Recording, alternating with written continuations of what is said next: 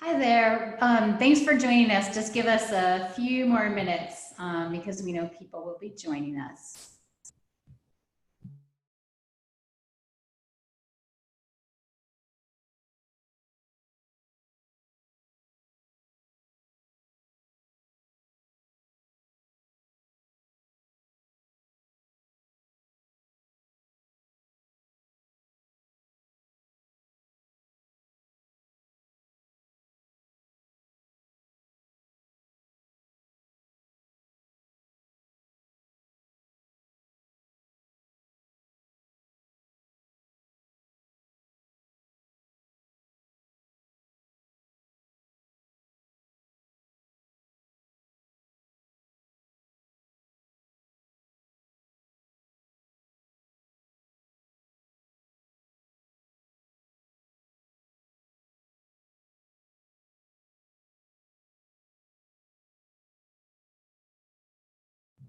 We'll just wait another couple minutes.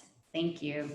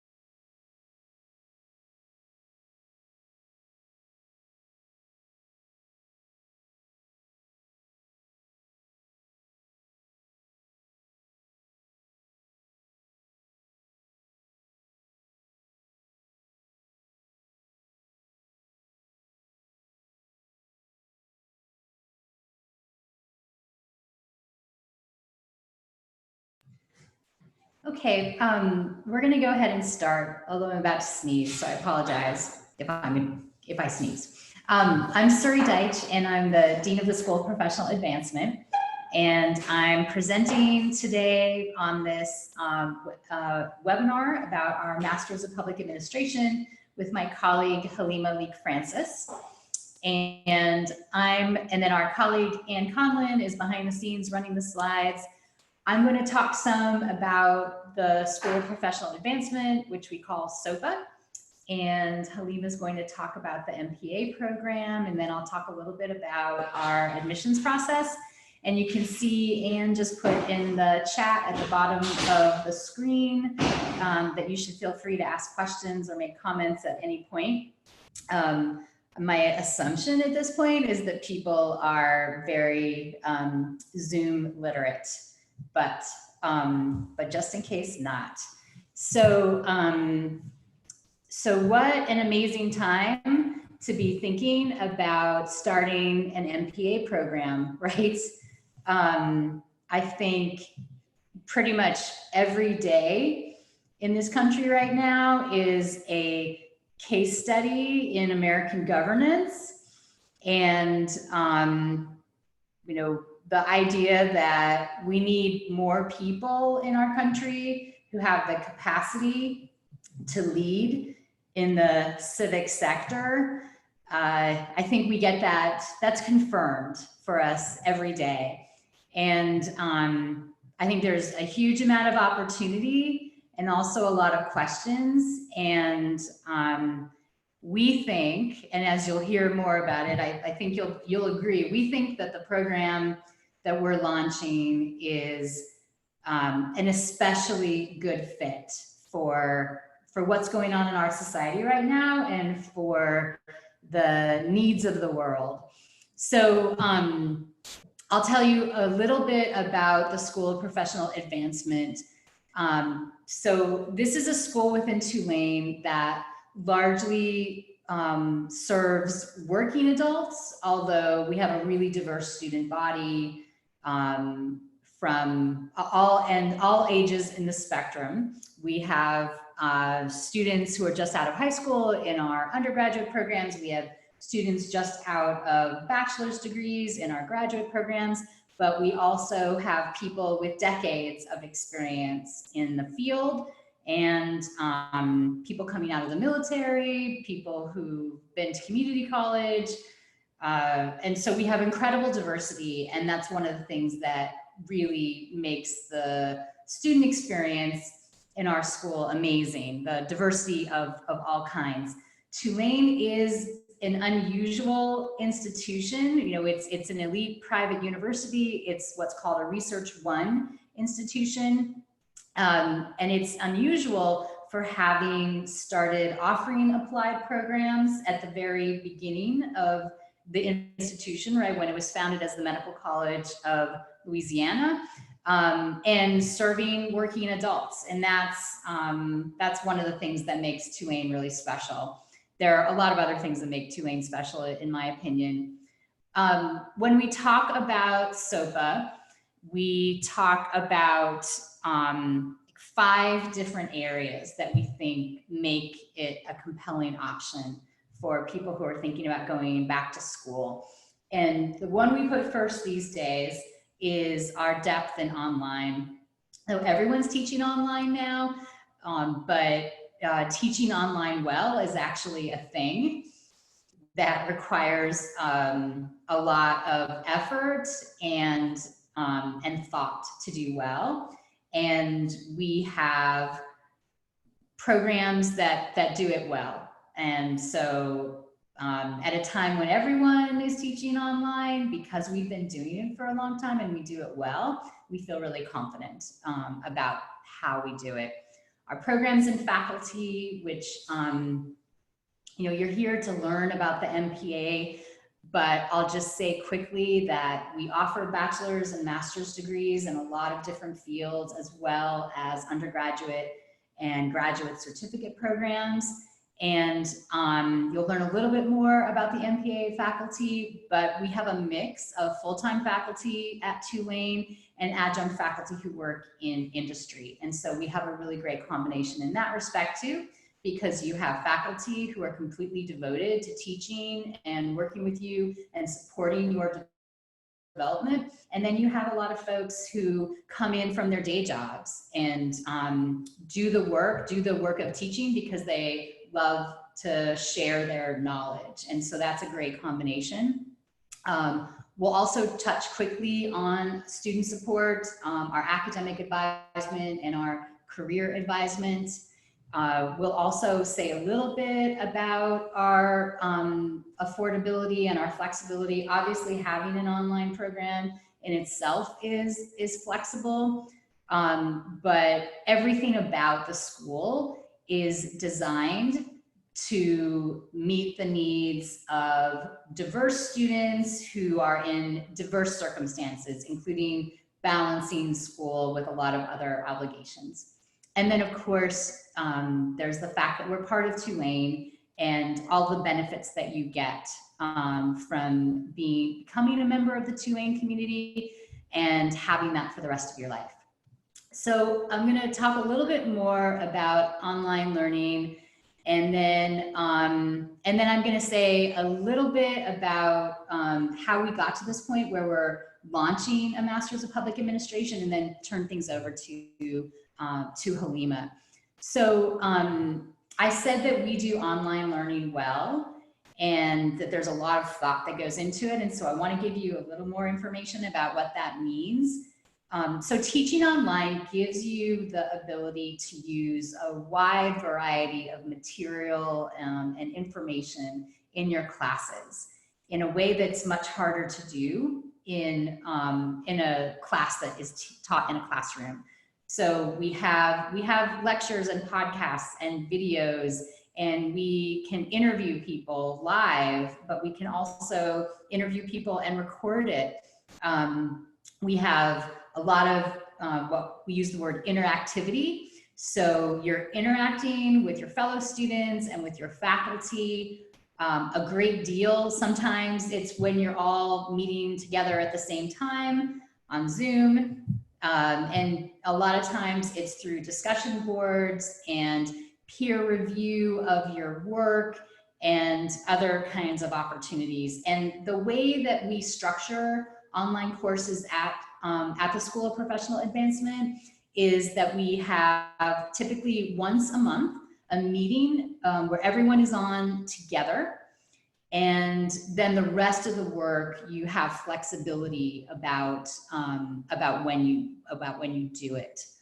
The next slide just gives a little bit of a sense of the scale of what we do, and honestly, I think we probably need to update this because we looked at this back in February, and the world has changed a lot since then. But suffice it to say that we teach a lot online.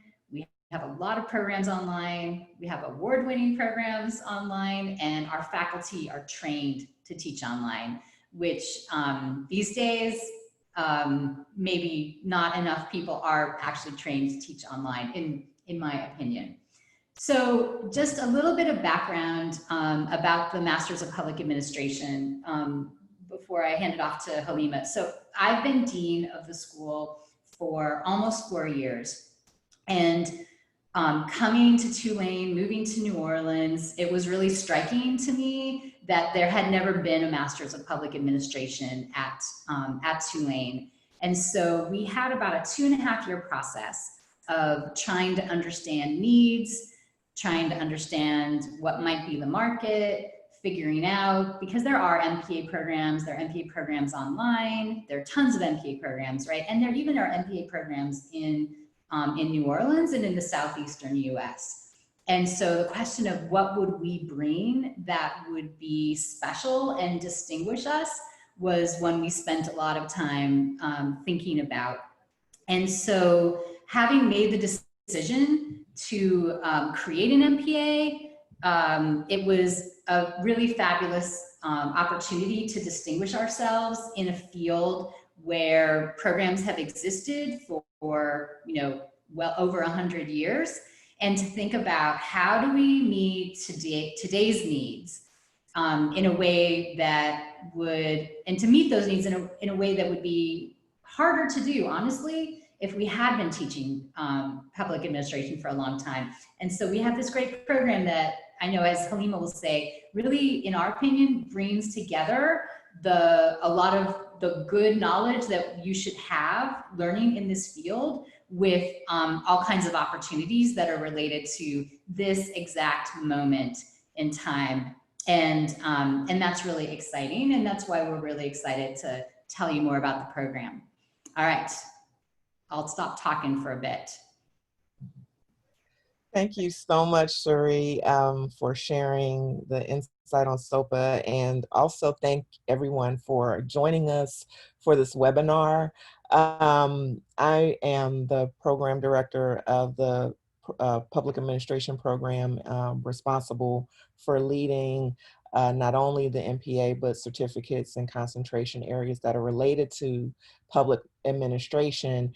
And as Suri shared, launching this program in today's context with all that we're seeing is not only, it's legitimately exciting because we are designed and built to speak to a lot of the complexities and issues and challenges that we see today, but it also helps us to see that we are a tremendous resource in building civic capacity and building civic leadership capacity. So I'm really thrilled to be able to talk to you about the program and share with you more information about some of the nuts and bolts.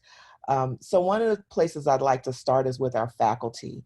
Our faculty members have stood at the forefront of civic innovation and have led the charge on so many civic challenges that we've seen in the last few decades, quite frankly. They have all trained at the graduate level. They're experts in areas like government, nonprofits, philanthropy, private sector work.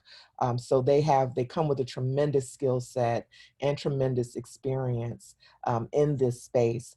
But also they're all committed, deeply, deeply committed to strengthening public sector leadership and addressing contemporary issues. In talking to all of them, some have, one is a former mayor. You see here the diversity of backgrounds of 4 of our faculty members. In talking to them, they all are active in leading innovation, in leading change, in addressing issues of equity, diversity, in addressing issues related to technology and data. Our own dean, Suri Deitch, sits on our faculty as well. So we bring from our faculty, there's tremendous amount of strength. And I wanted to pause for a second to give Suri an opportunity to really talk about the course that she teaches in the program, and that she is designed for this program, so that you can get a little bit of an inside view into what you can expect from the program and what you can expect from her course as well. Okay, thanks, Halima. So I'm teaching a course called Public Policy Foundations for most, if not all, of the MPA students. It's going to be the first course that they take along with other courses. And it is, I call it a whirlwind tour of public policy. So you're learning from the basic texts in the field, but you're also learning from people who are practitioners now. We look at many different issues ranging from education to the non-unanimous juries, a provision of the Louisiana Constitution, to bike lanes and the revolution in thinking about public space in New York City in the early 2000s, and all aspects of the policymaking process. So starting with conceptualization and research, moving to advocacy and communications, and building a position and figuring out how to win people over to your position, which is one of the things that students will be doing, and then on to implementation and evaluation. So the whole cycle, which means that it's a lot of information and a lot of work, but students are going to come out of this course being an expert in an area, because most of the assignments have to do with students' own research and building capacity to understand an issue from all perspectives, to understand who has leverage, who has control, which levels of government, which is actually a really complicated thing to sort out. And so I'm really excited about the course, and excited about the students who are registered for it for the fall, and about teaching it in future semesters. Thanks, Halima. Thank you, Suri. So, definitely saying that learning from our faculty who have done this work will help you to build the skill sets that you will need going into public sector work. Now, looking at just an overview of the program, we have our mission here, and really in thinking about what we are here for and what the program is designed to do, we are tailor-made to address contemporary public sector issues. And we focus on strengthening civic leadership capacity, whether it be in government, nonprofits and philanthropy, private business, the diverse sectors that really touch public administration. Our program is building it from the ground up. We've been able to develop a body of coursework that focus on practice and real world experience and real world contexts. But alongside that, we do believe that having that foundational knowledge blended together with contemporary practice prepares you to go out into the sector and be a leader, be able to grapple with and address the challenges that we see today. And that's really what the program is about. Our coursework has at the center of it, if you look at our core on our website, our core courses, we have courses in areas such as data and technology, cross-sector partnerships and collaboration, equity and diversity. Those courses are all designed really to address contemporary present day issues as we look to what we expect to the future and also what we're seeing today. So the coursework that you'll get within this program is really designed to prepare you to go out into the civic sector, whatever domain you work in, prepare you to really go out and be leaders and be equipped to grapple with the complexities and some of the challenges and also the opportunities that are in the space. And as I shared earlier, the faculty who we have, they bring both those academic qualifications and expertise from the field. Next slide. So our program is online, fully online, and it has very low residency. We do have a residency component, which is a weekend, which I'll talk about a little bit later. But ultimately, it gives you the flexibility and accessibility where you can maintain your work and your life commitments so you don't have to stop everything that you're doing to complete this program. The coursework is very relevant, whether you are experienced or new to the field.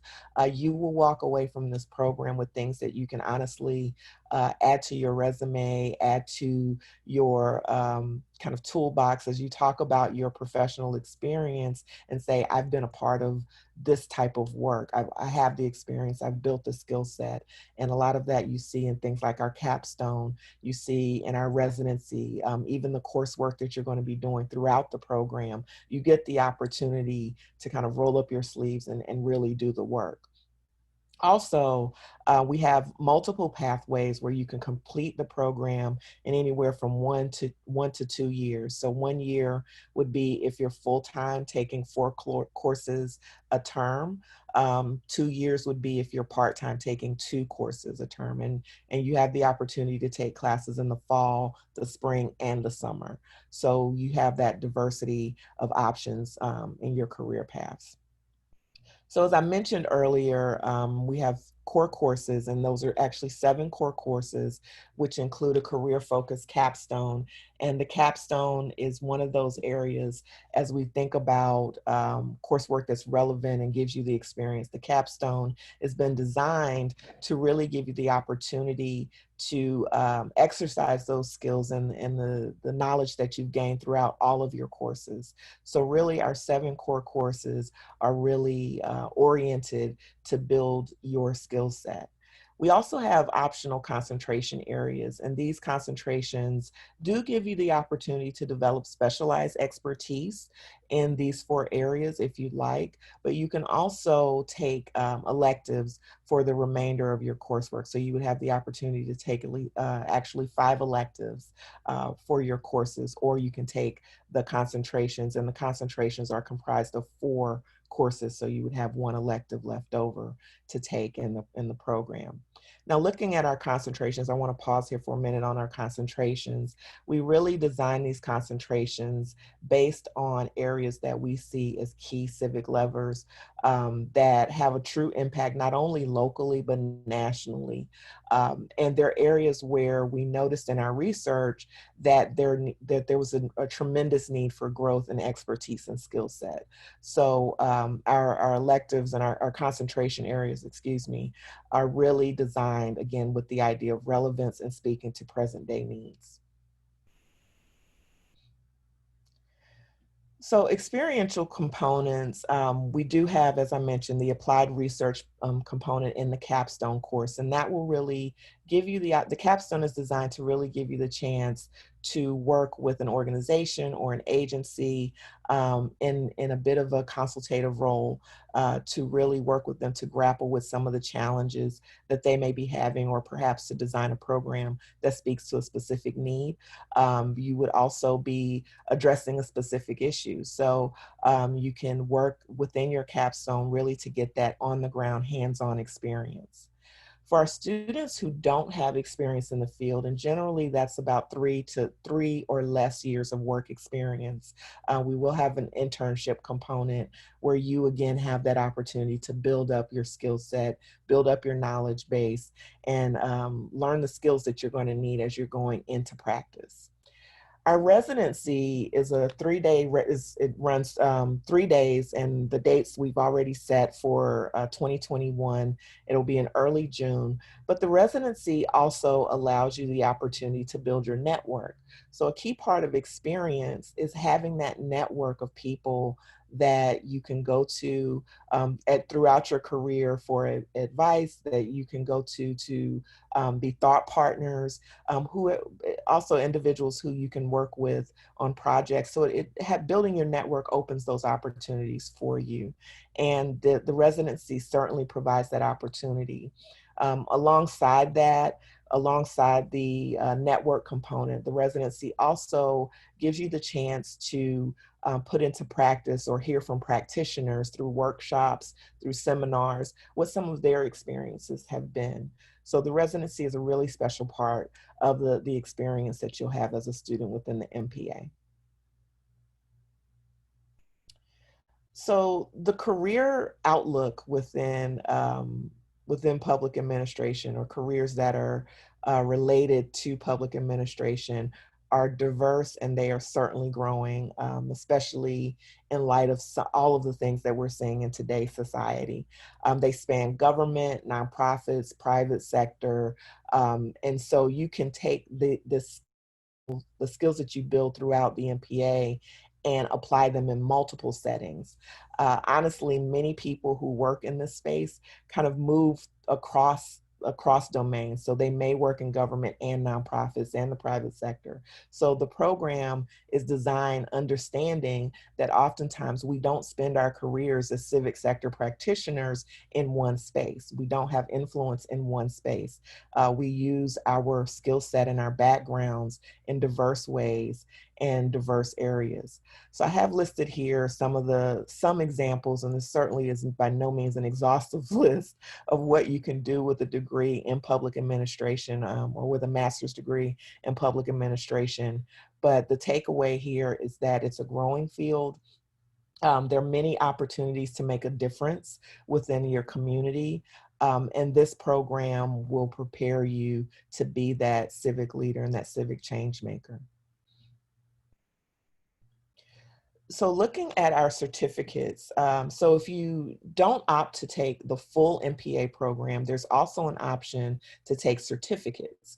So say you're not necessarily ready to sign up for a full MPA, you can take a certificate in one of these 4 areas. And the certificates, they offer you a base of knowledge, they offer you specialized expertise in an area, but they also fold into, or they stack into, the full MPA program. So if you want to do the certificate first in one of these areas, you can do that and then come back later and do the full MPA. Our nonprofit and strategic philanthropy management and K-12 education leadership certificate are launching in the fall. And then the economic development and environmental management and resilience certificate are launching in fall 2021. So if you're interested in any of those, just keep in mind the dates that they'll be launching. But the certificates are an excellent way to build your skill set and build your knowledge base in preparation for either going into the full MPA or to add on to a skill set that you already have. Great, thanks, Halima. So I'm just going to talk really quickly about a few other areas that we think are important for people to know about when they're considering graduate study at SOPA. So the first is the support we provide to students so that you're in a good place. You see gamer headphones, right? Just thought I would point that out. We provide a lot of support through academic advisement and career advisement so that you can do the hard work that you need to do to be successful in our academic programs and then to go on and flourish. And so that's a big component of the support that we offer. We also offer something called credits for prior learning. And that's relevant for those of you who are coming in and have a lot of experience in the field of public administration or of service of some kind. We have a process where students can actually work with our faculty to map their experience to the learning objectives of the courses. And you actually, if you have experience that matches what we're teaching, you have an opportunity to earn up to 6 credits through that portfolio assessment process. Our application process is really straightforward. On our website, there's an application with essays. There is an application fee, which we're actually going to waive for you automatically as a thank you for coming to the webinar today. We ask for a government ID. We ask for transcripts. You can give us unofficial versions of your transcripts while you're in the process of applying, and then have institutions directly send us the official versions at any point during the application process, or right after you have been accepted. Our application deadlines are, like Halima said, 3 times a year. The next one that is coming up is August 1st. Right now in the MPA program, we may be filling a few more spots for fall, but we're largely actually focused on spring 2021. The application deadline for that is January 1st, although I think there's a chance we won't, we may fill the spring slots in advance of it January 1st as well. We always like to talk about the affordability of our programs. We charge about $1,100 a credit.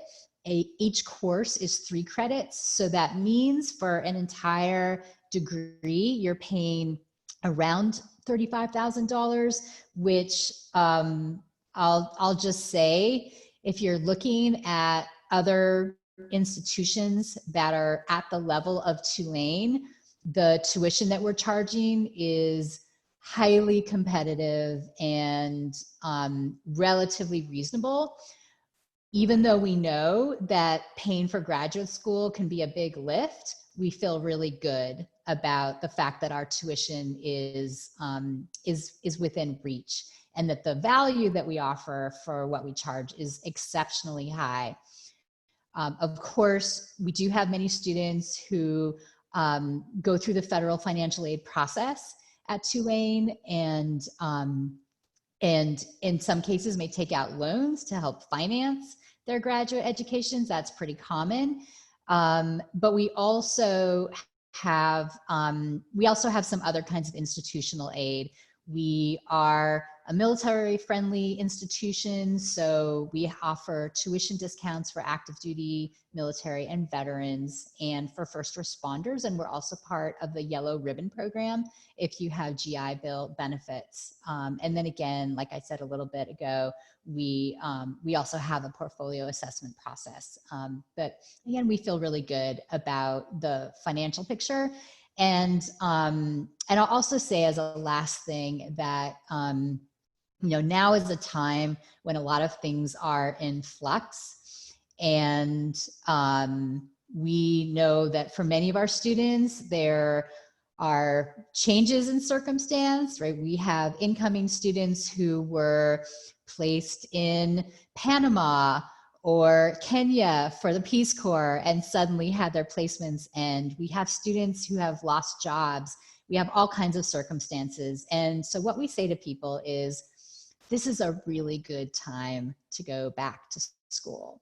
And it's a really good time to increase your skills, to add credentials, to improve your professional networks, to know more about the world. And that, one of the ways that you can both contribute to society and also to help insulate yourself against the ups and downs of the economy is through graduate education.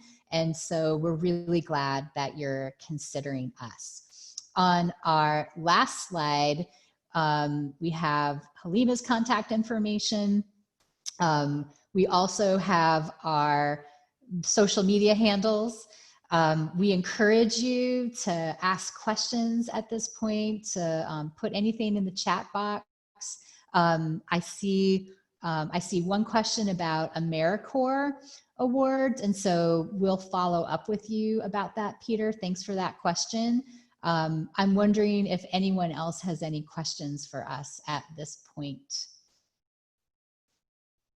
you can tell we're really excited about the program and the opportunity. All right.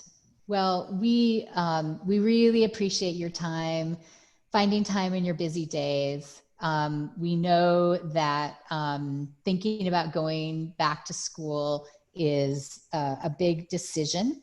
The questions I'll answer. There's a question about deadlines. So we accept applications for graduate study as they come in, but when we fill a cohort, we stop taking applications for the upcoming semester. So that's why I said that we may accept a few more people for fall 2020. But right now with the MPA program, we're largely recruiting for spring. And you should let us know what your circumstances are so that we can work with you to figure out what makes the most sense for you. The application fee is automatically going to be waived. You can always reach out to us if it looks like it hasn't been, but this is something that we do as part of the follow-up for today's session. You will also receive a message from Sheila Gold, our Director of Admissions, with a link to this webinar, which we've recorded in case you want to watch it again or pass it on to someone else. Any other questions that people have? All right. Well, I'll let Halima have the last word. I'll just say I'm really excited for you that you're thinking about an MPA and thinking about graduate study in this area, whether it's a degree or a certificate. I do think that now is a really good time to be thinking about this. There's a huge amount of need for people in the world who are better versed in the structures of our society and committed to making things work better. And let's see, the last question I see is that I'll answer is about start dates. You could be accepted and have a start date of summer 2021. We don't have that application open yet because we're still in summer 2020. And so we'll officially open summer in the early fall, but you can let us know that you're interested in summer 2021. And we do have people who are doing it that at this point. The application fee waiver is good for not just for fall, it's also good for future semesters. And I will stop talking and let Halima answer Victoria's question.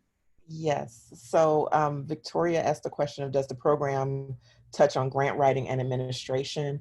Grant writing and administration is largely covered in the nonprofit and strategic philanthropy concentration. So several of the courses, you'll be exposed to that skill, particularly in that area. So if you're interested in that, the nonprofit and strategic philanthropy concentration would be the area that you would go into. Also, if you are in another concentration and you want to take classes that are related to nonprofits, or if you want to do a mixture, we do have that flexibility. So that's also something to consider. So I am so happy to see you all, and I'm really looking forward to receiving your applications. Even though we are largely full for the fall, I do encourage you still to submit your application and get it in so that we can talk about when the next opportunity will be for you to perhaps be enrolled in the program. Please keep in touch with us. You have my email, so if you have any questions that you want me to respond to or focus on directly with you, I'm happy to do that. I'm also happy to set time where I can meet with you. And then also focus or continue to follow us on social media and online, because we also share some pretty interesting information there. Tell your friends about the program, tell people you know, help us get the word out. And we look forward to working with you and seeing your application. So thank you so much for joining us. Thank you. Have a good afternoon, everyone. Take care.